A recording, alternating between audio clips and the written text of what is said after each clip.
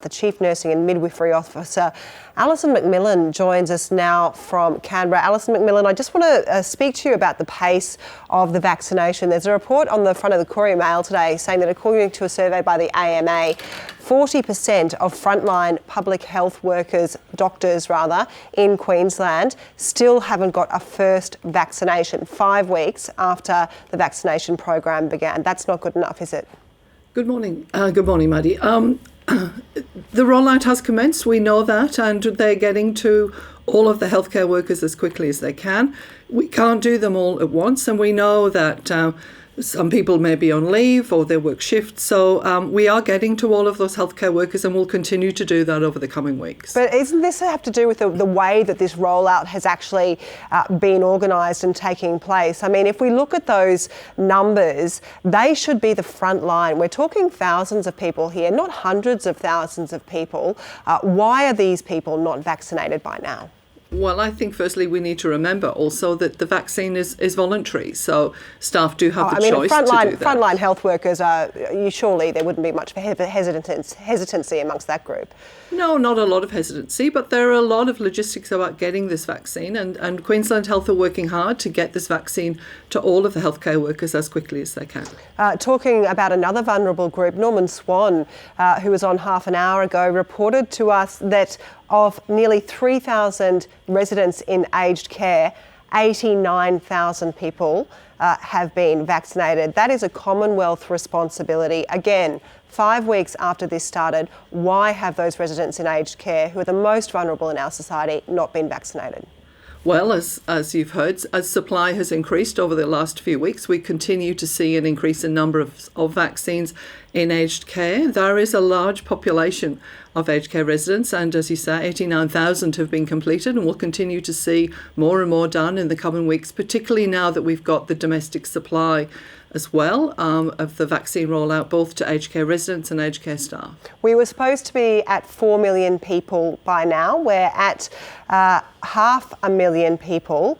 How is the timeline looking now? I mean, realistically, people who are at the end of the queue, can they expect to be vaccinated by the end of the year? We've still got that target. We're looking for everyone who wants to have the vaccine to have had their first dose by October. Again, we're seeing more supply coming on board. 500 more GP clinics commenced the program yesterday, so we'll continue to see more opportunities for people to get this vaccine in the coming months. Norman Swan raised another issue that's been raised with me by a number of people, healthcare workers and economists, health economists amongst others.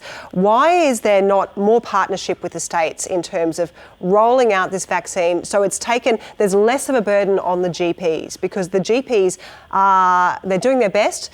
It is slow with them. Why are we not partnering with the states who deliver frontline health services and seeing those kind of mass vaccination clinics like we've seen in other countries? Well, we are. It's not true to say that we're not partnering with the states. We are, but a very, very small amount. The majority of vaccines for the general populace are being delivered through GPs.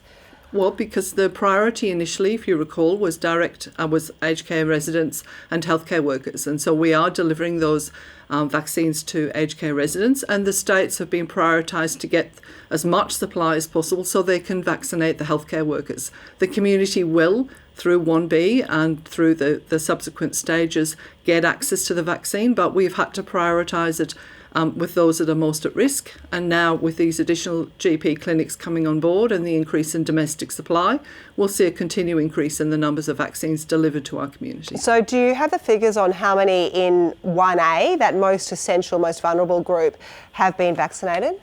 No, I don't have the numbers for each of the groups. We know the overall numbers, and as you said earlier, we've seen more than 500,000 doses delivered since the commencement of the program. Do you expect a 3-day lockdown to make a difference in Brisbane?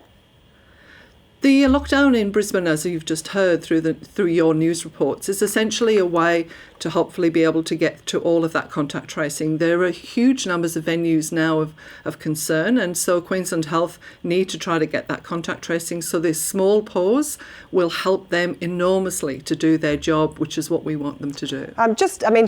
Shouldn't Queensland Health really be able to cope with 7 positive people and contact tracing at this stage? It's not just the 7 positive people, it's the numbers of people that they've been in contact with.